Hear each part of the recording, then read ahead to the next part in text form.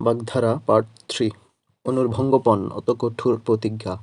অগড়-বগড় অত বা অগডম-বগডম অত হচ্ছে অর্থহীন প্রলাপ অন্ধের ষষ্ঠী বা অন্ধের নড়ি অত একমাত্র অবলম্বন অষ্টবজ্র সম্মিলন অর্থ হচ্ছে প্রতিভাবান ব্যক্তিদের সমাবেশ অক্ষয় অভয় অত কোনো অবস্থাতেই পরিবর্তন হয় না এমন অকর্মার ধড়ি অত অত্যন্ত অলস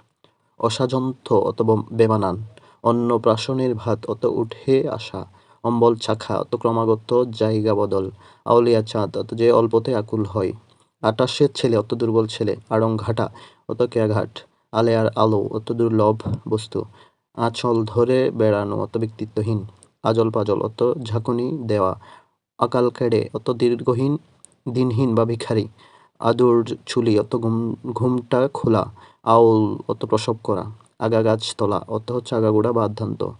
অক্ষেলমন্থ বা আক্কেলমন্দ অত বিবেচনা করে এমন আধে ঘা অত মনে ব্যথা